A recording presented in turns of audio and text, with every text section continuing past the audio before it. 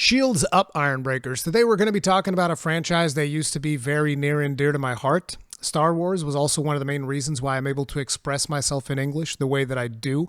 Over the last couple of years, the Star Wars franchise has suffered a lot, even though every single time that I hear the iconic tracks, that I hear the sound effects from Star Wars, it triggers a huge nostalgia trip for me. So naturally, I try to keep up with some of the things around it. But, you know, ever since The Last Jedi, I was like, bro, this franchise, disappointment after disappointment. However, when it came to the video games, particularly the Jedi series that Respawn Entertainment was working on, so like Jedi Fallen Order, I liked.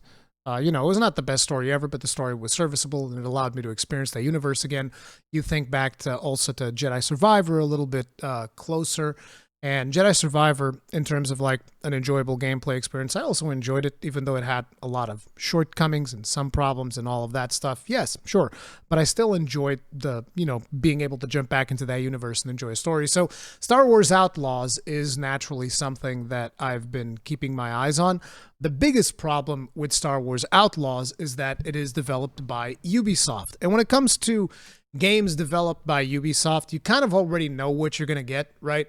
You get that Assassin's Creed experience. You're probably going to climb up to a tower somewhere on some planet. And then after you get there, it's going to reveal a bunch of, objectives that you can go and do for your open world experience. And then, it's maybe like 2 or 3 types of things that they're going to let you do when you're going to do those on repeat for over 500 hours. And they consider that to be content, which, yeah, it's usually just busy work. Not to mention that they have terrible business practices in general, which we're going to get into in this video for sure. But basically, they released a trailer recently, so I figured we'd take a look at it, and that's why we're here. Let's go ahead and check it out. Is this on good resolution? Yeah, let's put it at 1440. Let's go. Each of you represents some of the most powerful criminal organizations in the galaxy. Pikes, Crimson Dawn, Hutts. It's a golden age for the underworld. The Empire controls every corner of the galaxy, but they're distracted by a rebellion that won't quit. It's an opportunity to make millions. Kay Vess, the underworld's favorite new scoundrel. We meet at last. What do you want? Zarek Besh. They're new, rich, and lethal. You crossed their boss Sliro, and now he wants you gone. Rob his fortune and buy your freedom. This job, it's a death wish. I'm in. Out here, you live and die by your reputation. You want to survive? Know the players. You're new to this world. What's your problem? Come back when you're not. Jabba, right? Look, don't try anything. I got a whole crew surrounding the... Okay, we're skipping that part. For about as long as I can remember, it's just been me and Nix. Doing what we have to survive. This job is my one shot at freedom. But if we're gonna pull this off, we need the right crew. And the right ship.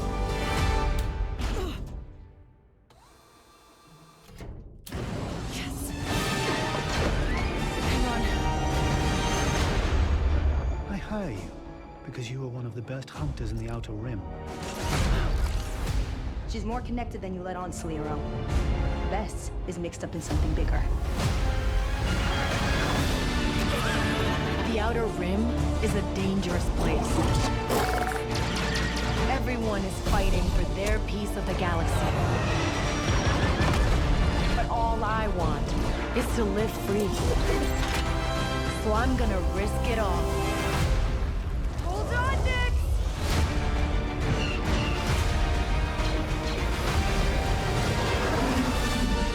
Star Wars Outlaws, pre-order available now.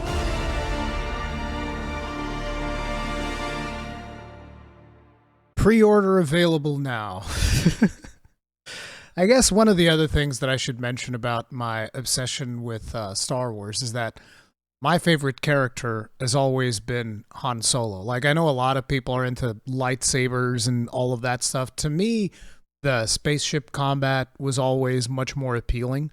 You know, actually seeing the attack on the trench run on the Death Star and all of that stuff, the battles at the end of Return of the Jedi, all of those things, those are the things that I like the most. I also like lightsaber fights like anybody else. Yeah, sure, they're great, they're fantastic, whatever, but my ideal fantasy was always more of the smuggler, the scoundrel, all of that stuff. So this game almost seems like it is made specifically to cater my tastes.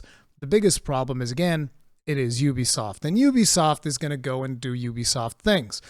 Now, one of the first things that I got to thinking when I watched this particular poster that we have here is that, you know, Star Wars has always had iconic posters, right, for their movies in particular, because usually I follow more of the movies than the rest of the stuff, right? So the original trilogy to me is still some of the best in cinema.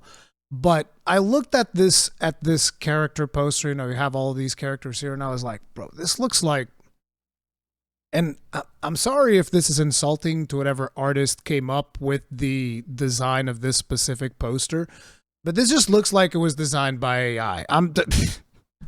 It's not. I'm not saying it is. I doubt it was, but it definitely looks like, I'm sorry. It's like, oh yeah, generic bad guy over here, put a droid in here, put these things together, a blaster shot, and it's like, I actually went back and I was curious, so I went back and I looked, what were the original posters like, right?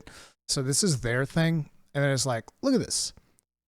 There's much more soul to it, you know? Like, you can try to mimic this style, but when you do it in a way like this, it feels soulless. I don't know how else to explain it. Maybe that's just a me thing. Maybe I'm too biased towards the original movies. Like, sure, feel free to say that, because obviously I am. It's not a lie. I love these movies. But, you know, you look at these movie posters, and they look like the old ones. They look so much better than something like this, which just looks completely generic and uninspired. But that's just my view on it. So we have here the official Ubisoft website. They're talking already about 3-day early access. We're going to jump into that as well. And it's like, if you're willing to take the risk, the galaxy is full of opportunity. Explore an open world with new and iconic locations. Distinct locations, bustling cities and cantinas. Race across sprawling outdoor landscapes. Looks like we're going to have a land speeder. Each location brings new adventures, unique challenges, and enticing rewards if you're willing to take the risk. Experience an original scoundrel story. See, this is one of the things that I heavily doubt Ubisoft is going to be able to deliver on. They haven't really delivered a story that I've been engrossed in pretty much since, like, I guess Far Cry 3. I kind of liked Far Cry 3, but I kind of feel like Voss, the villain, he kind of carried that whole game pretty much. The other stories from Ubisoft that I really enjoyed was the Ezio Assassin's Creed 1, and I mean, 1 was not Ezio, but Assassin's Creed 2 in particular was a really, really cool game for me. I really loved playing it. But yeah, embark on high stakes missions. There's going to be like stealth and stuff. Another thing that was kind of weird for me was the ship.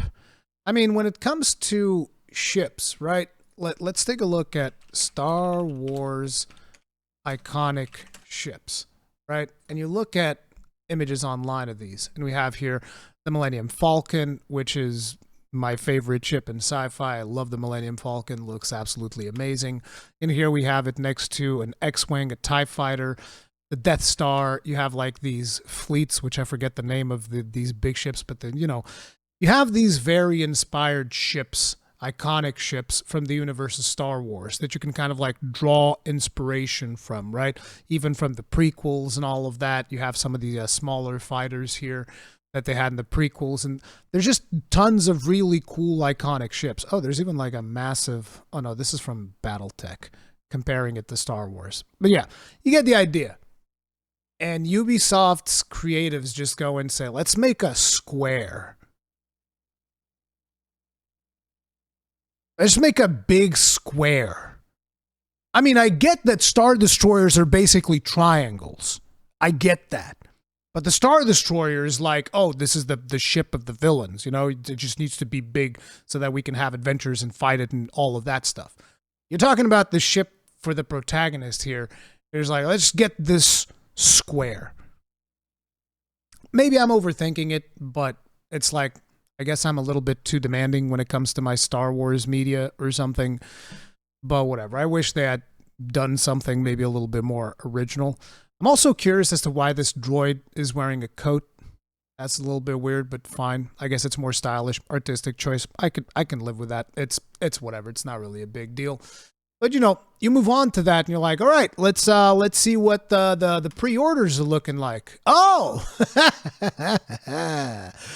all right, that's what the pre-orders are looking like right here. Standard Edition, Gold Edition, Ultimate Edition, and then Ultimate Edition Day 1 with Ubisoft Plus. My. And the interesting thing is, for those of you that may not be aware, about 9 months ago, which should have been like around the new E3, the Summer Games Fest, whatever you want to call it, right? Around there, Ubisoft probably had their Ubisoft Forward event or whatever it's called, and they revealed more footage of this. And I did an analysis video on the gameplay of Star Wars Outlaws at the time, which is this video. You guys can go watch it, but here's an interesting thing. Not that many people were interested in it. Like 3,000 views. Holy crap. But, you know, I did this analysis video on Star Wars Outlaws because, you know, oh, let's check out the gameplay and all of that. There's like 25 minutes of me analyzing the gameplay of it. And this right here is the ending segment of that video that I'm going to be playing for you guys right now, which I find to be so interesting because I was just like watching a little bit of this video today just to see where was I in terms of like my thoughts on this game, right? And I think that this final segment really illustrates it. You know, I'm very hesitant, not to mention I can't wait for the deal where it's like, oh, if you buy the Digital Deluxe Edition, you get to play the game 4 days early. And then it's like, also, if you buy the Super Duper Special Edition, you also get a credits doubler and XP booster. Because that's kind of like what I expect from Ubisoft. That's like the business practices that they do. So, you know, when they pull that stuff in front of me, it's not going to be particularly surprising. But because it is a Star Wars game, and here I start going about my nostalgia. Oh, but it is a Star Wars game. I just thought it was funny that I was calling this like 9 months ago. Not like it's anything new because Ubisoft always does bullshit like this, but would you look at that? Gold Edition, 3 days early access, just like I said. Oh my God. And then if you get the Ultimate Edition, you get the Rogue Infiltrator bundle, which I'm actually curious as to what all these are, but we're gonna look at them one by one. So what do you get with the Standard Edition? Also known as the Pleb Edition, you know, the edition for poor people, people that don't have money, people that Ubisoft is not even that interested in catering to. Even that edition is 70 friggin' euro, which, by the way, let me just remind you guys of something that I think is really interesting. Back in the day, when games used to be $60, right? The defense that a lot of publishers said is like, hey, look, we got to nickel and dime you because games have been $60 for so long. And I remember a large percentage of the gaming community saying like, hey, you know what? Just charge us those extra $10 already and stop with the nickel and diming. All right? Just stop that nonsense. Just charge us the proper price. You know, adjust for inflation. Do all of your don't actually adjust to make games cost like 130 euros, but you know, sure, sell games for $70. I remember a lot of people actually said, yeah, sure, go right ahead, sell for $70 and stop this nickel and diming bullshit. And what do people do? They sell it to you for $70 and they still nickel and dime you on top of it because fuck you if you're poor. It's that simple. But anyways, what do we get for the Pleb Edition? You get the base game, experience the first ever open world Star Wars game. Is this really the first ever open world? I don't know about that. You can consider Jedi Survivor almost like an open world. Definitely had open world-like activities. So I don't know about that, but explore distinct locations across the galaxy, blah, blah, blah. This is the game. And then as a pre-order bonus, you also get a cosmetic pack for your speeder and a cosmetic for the Trailblazer spaceship. They call that square the Trailblazer. That big square is called the Trailblazer. Man, impressive. But yeah, that's what you get with the standard edition. And here's the thing about the pre-order bonus. A lot of people are anti-pre-order. Me, myself, I usually also say you shouldn't pre-order, particularly if it's, whenever you pre-order a game, you should look at it as disposable income, as in that's like throwing money away, okay? That is the way that I look at pre-orders. If I'm pre-ordering, it's like okay, however much money I put on this pre-order, I'm throwing it away, okay? Because I might not like the game, whatever. That's the way you got to look at it. I would advise people not to. But here's the thing. If you do pre-order, one of the things that you can do to kind of like not really support the pre-order structure of things is just like pre-order it 1 hour before release. You still get all the pre-order bonus and all that bullshit, and you're not giving these companies your money in advance. That's one of the ways of looking at it. But, teach their own. Do whatever you want. I don't care. Actually, it's interesting that I say, I said at the before the end of last year that I was done fighting this microtransaction fight, and here I am doing nonstop videos on microtransactions. Fantastic. I love it. I can't stop myself from jumping into the pit of mud with the pigs, and I get dirty, the pig gets dirty, but the pig likes it somehow. But whatever. I'm still here doing it like an idiot. So what do you get with the gold edition? 3 days early access. Play the game up to 3 days before the official launch date. Internet connection and Ubisoft account required to redeem the digital content. Please check system requirements and product detail restrictions before purchase and upon game release. We should look at those system requirements just out of curiosity. But then we also have the Season Pass, because every game needs to have a Season Pass, of course. Star Wars Outlaws Season Pass includes 2 DLCs that will release after launch. Keep exploring the world of Star Wars Outlaws with all new stories, quests, and areas to discover. The Jabba's Gambit exclusive mission available at launch, and the Kessel Runner character pack featuring additional cosmetics for Kai and Nix. I'm assuming that this Kessel Runner character pack is probably one of the suits that I've seen, which makes her look like Han Solo. But, it is what it is. Interesting that, the exclusive mission that is available at launch just so happens to feature one of the most iconic characters in Star Wars history, Jabba the Hutt. But, it's not, not like Jabba the Hutt, one of the most iconic characters, is going to be something that the poor people need to experience. No. This is for our premium customers, the customers who buy the gold edition, which costs 110 euros. That's right. In this economy, this sounds like fair pricing. It is what it is. The best part is that a lot of people are going to pay this money. Like they're just like, yep, let's go. Give me, throw it. Hell, probably a lot of people are going to buy this one, the $129 dollar version. But, so in here, what do we get for the ultimate edition? Because you're not a poor person, right? You're not going to be buying the standard pleb edition or even like the midway edition to go. No. You're a baller. You're just like, no, I'm rolling in the money, buddy. Let's go. So you're going to get everything that you got with the gold edition. Then you get the Rogue Infiltrator bundle. Rogue Infiltrator, including cosmetics for Kay, Nix, the Speeder, and the Trailblazer spaceship. So this is more cosmetics. And then you have the Sabak Shark bundle, including cosmetics for Kay and her blaster, Nix, the Speeder, and the Trailblazer spaceship, as well as selection of the game's concept art and visuals and unique cinematic storyboards. But then they also have another edition, which is the Day 1 edition with Ubisoft. So with Ubisoft Plus, whatever, the Ubisoft Connect service, which is like their version of Game Pass, which includes over 100 PC games, $17.99 a month. And this just goes hand in hand with the old news that we got a while back.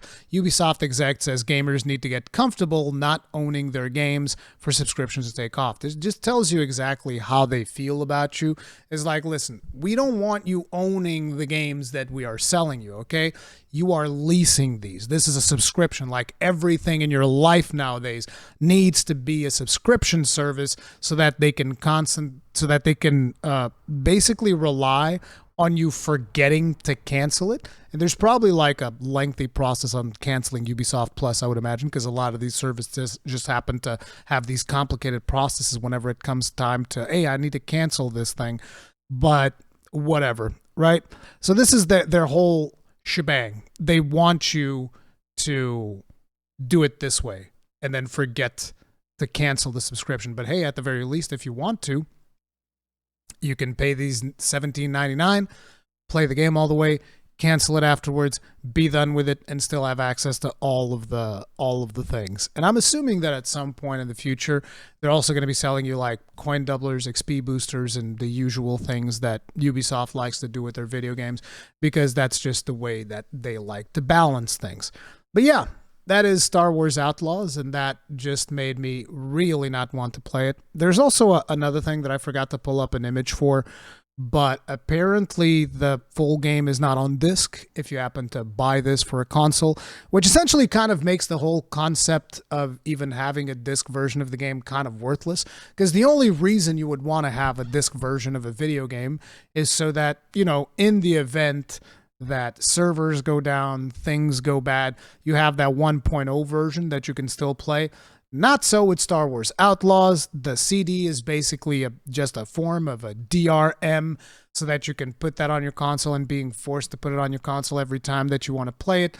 It doesn't actually do anything. You still have to download the goddamn game because the game is not functional without an internet connection out of the box. I'd also seen the rumor floating around online that you were going to have to be always online when you were playing this single player game, but that does not appear to be the case according to this IGN article. Star Wars Outlaws Physical Edition will require an online connection to install, like I already mentioned, but down here they say it means that even if you own a physical copy, you'll need to be connected online when booting up Star Wars Outlaws for the first time. It's currently unclear how large the installation will be. Ubisoft did confirm with IGN that an internet connection is required to install Star Wars Outlaws and its updates, but otherwise you will be free to play offline. Which again, like I said, it just makes the disc version of the game just be one really big coaster for your energy drink or whatever you guys do whenever you're playing video games. I don't like energy drinks. But anyway, another thing that is kind of like a big drama going on right now when it comes to this game is that people are accusing Ubisoft of uglifying the character. And you can see here side by side, this is just one of the many Twitter posts that I've seen floating around. My feed is literally inundated with posts about this stuff. And here you can see the model that was used for the basis of the character. And here you can see the character herself. Which, let me just say, even in the trailer, I kind of feel like some of the character's facial animations look a little bit off, look kind of weird. But whatever. I do know, because I downloaded the visual character guide, the reason why her nose is like this is they intentionally broke her nose. This is actually mentioned because there's this thing that you can download. They called it a fan kit or whatever, and they specifically say broken nose. So whenever somebody tells you that they didn't purposefully make her ugly, that is, they literally broke her nose on purpose. And I understand why. Thing is, it doesn't bother me that they made her uglier than the model. That's not something that I personally care that much about. I just feel like there is a little bit of a disconnect between what they show here in their own official material and then what the character actually looks like in-game. There's a significant disconnect there, but look, I don't care that much about this stuff. I don't really have big, strong feelings about it, but I think it's undeniable that, they hit her with the ugly stick a couple of times intentionally. They say as much in this thing that they've made her uglier because they want her to be gruff as a scoundrel and all of this stuff. If you don't like it, that's your business personally. I don't care that much about that. I'm much more concerned with all of this other nonsense surrounding like the pre-order bonuses and all, how they're doing this part of it, and probably how they're even doing the game itself, if it's going to be just like another Assassin's Creed like of do the same type of mission 100 times over, and that's content. But yeah, severely deflated, and naturally the 3 days early access nonsense, which, to be honest, it's like, look, a lot of people keep telling me that, you know, I shouldn't care about 3 days early access. And it's like, hey, I only have to win. You know, there's only gain in it for me whenever they put in days of early access, even though I think it's a despicable business practice, and I'm always going to call it out, because me buying the earlier version to do content just means that there's going to be more people watching my streams. Why do I even bother fighting against this? Like shooting myself in the foot with an ugly looking blaster. But anyway, yeah, that's Star Wars Outlaws. I'm kind of like not as excited for this anymore, mostly because of all of these things. And I don't know. I think there's going to be better games to play in 2024. Anyway, let me know what you guys think about it in the comment section down below. I'll see you guys in the next one. Stay strong, stay safe. Peace out.